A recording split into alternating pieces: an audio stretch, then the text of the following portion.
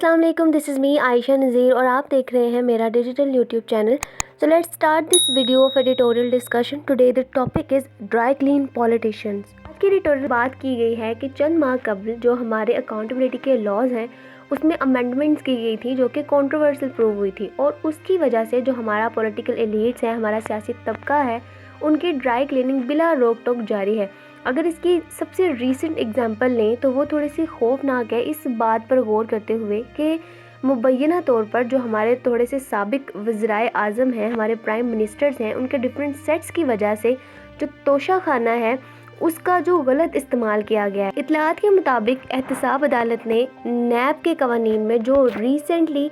थोड़ी सी अमेंडमेंट्स की गई हैं उसका भी हवाला देते हुए तोशा खाना से गाड़ियों की कलील रकम के अवज़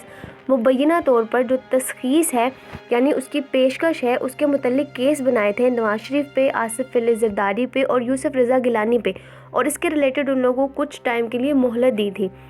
अब जो साबिक दोनों रहनुमाओं हैं, इन पे केस ये था असल में कि जो साबिक दोनों रहनुमा हैं उन्होंने मुबैना तौर पर मिस्टर गिलानी की मदद से रियासती तोहफे के ज़ख़ीरे से गैर मामूली कीमतों पर गाड़ियाँ खरीदी, जिन्होंने नैब के मुताबिक, आगे से नैब का ये कहना है कि इन्होंने बेईमानी और गैर कानूनी तौर पर रियासती तहाइफ को ठिकाने लगाने के तरीक़ेकार के तकाज़ों में तब्दीलियाँ की, नरमी बरती ताकि इन लोगों को भी सहूलत फराहम की जा सके। इसके अलावा जो मिस्टर अली ज़रदारी हैं, मिस्टर आसिफ अली ज़रदारी हैं, उन्होंने क्लिफ्टन कराची में अपनी रिहाइशगाह की तामीर में मुबैना तौर पर नाजायज़ रकम के इस्तेमाल से मुतल्लिक एक केस में रिलीफ भी हासिल किया है। नैब के मुताबिक मिस्टर ज़रदारी कभी भी इस बात का काफ़ी हिसाब नहीं दे सके कि रिहाइशगाह की तामीर के लिए जो इस्तेमाल होने वाले फ़ंड्स थे वो असल में कहाँ से आए, और शिबा है कि ये जो रकम है वो किसी तीसरे फरीक के ज़रिए, किसी तीसरे मेंबर के ज़रिए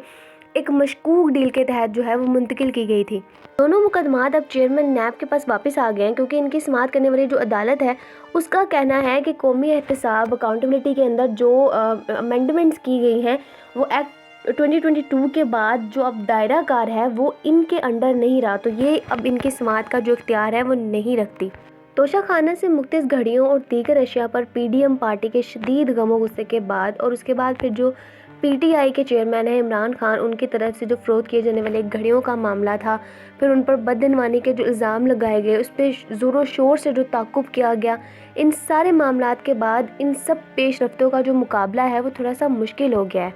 अब यहाँ एक सवाल आता है कि मुस्लिम लीग नून और पीपल्स पार्टी